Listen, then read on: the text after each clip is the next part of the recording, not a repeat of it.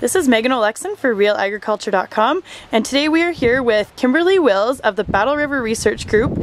Kimberly, could you tell us a little bit about the project you're working on here today? Well, what we've got going on is we've got a project where we're looking at using goats to control brush on overgrazed pastures.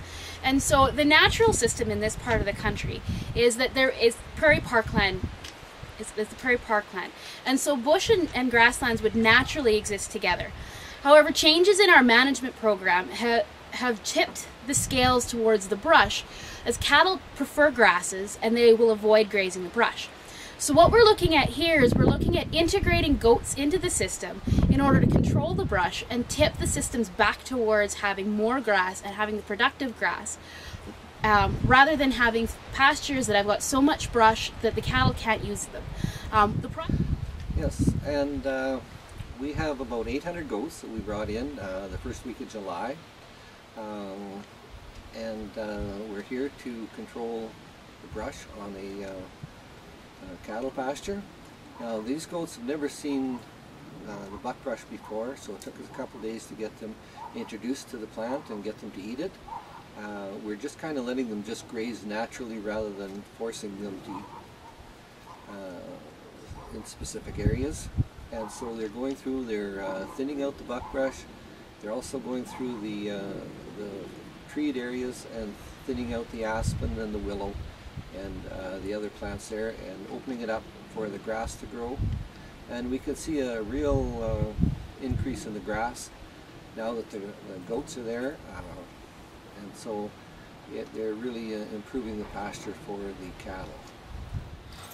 On this project, we're working with a goat producer from northern Alberta, and he's done a lot of work grazing in cut blocks in British Columbia in order to control brush as well as weeds. And so while they're not used to grazing the buckbrush and the wolf willow that we have in this pasture, they brought the goats in to introduce them to it and then over time control this brush. Through this project, we've got areas where the cattle and the goats haven't grazed, and also we have areas where we're monitoring the health of the system to long-term check on whether the goats are helping to improve the grasslands as well as increase the amount of forage that there is available in the brush, in the meadows, as well as in the forested areas.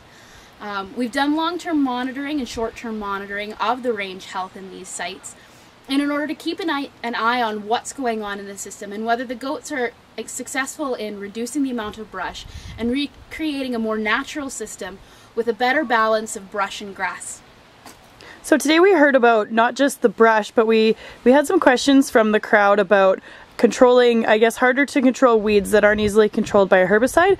Can you speak to which weeds in this area specifically will be controlled by the goats? Pretty much if it's a weed, the cattle or the goats will eat it. A lot of the time cattle will avoid it because they don't recognize it or it's something that's not palatable. It's the same problem with brush. So while goats, like cattle, all animals, if they don't recognize something, they may not eat it.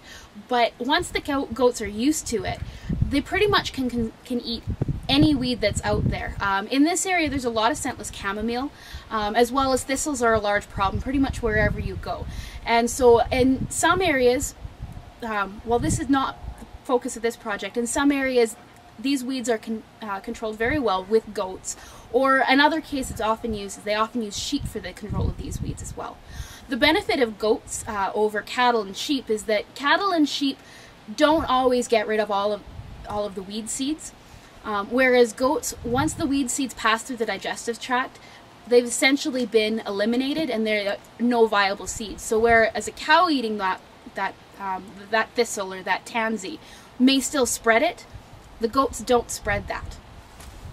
And again, this is kind of a new operation for us in this part of the country. Usually we're working in northern Alberta or northern BC, and the vegetation is quite different. But we've had great success with the goats. But this, and again, this project we're on here, we're kind of limited on the amount of time we've got. We're only here for about 3 weeks, and so we can't really do a great job on this pasture. It would be nice to do it over a period of a year, or even what would be perfect would be a 3-year project, and being able to study the buckbrush and the other plants in the area and how the goats can control them and over a long period of time. But it's definitely a plus for the cattle producers here because they can add a lot more cattle to that pasture after we're finished. And also it's very economically good for the cattle producers because if they added goats to their herds along with their cattle, they'd be able to get more grazing out of the same amount of property, and also be able to increase their cash flow. Because what I'd recommend on this 400 acres that we just did is that if the cattleman was to add 200 goats to that for a long period of time, over a period of 3 years, he'd really see a difference in that pasture. And he'd also be able to, off of 200 goats, he'd probably be able to make a profit of about $20,000 a year. So rather than paying money to buy sprays or chemicals to get rid of that vegetation, he could actually make money at it. So we've heard a lot today about grazing in tandem, putting cattle in with the goats. I guess, is that something that would work here, and how has that worked on other projects? Well, we found that it's like the goats eat differently than the cattle do. They'd rather eat the brush and the things that the cattle won't eat. So therefore it doesn't interfere with the grass that the cows will eat. So therefore you can run goats and cattle on the same amount without decreasing the number of cattle that you'd have on that pasture. You can add goats to it. Now, there's a lot of people talk about that you can run 2 goats per 1 cow or 1 goat per cow, but that all depends on the type of vegetation you've got. So each pasture would have to be looked at individually and to see how many goats you could run with the number of cows that you have on that property.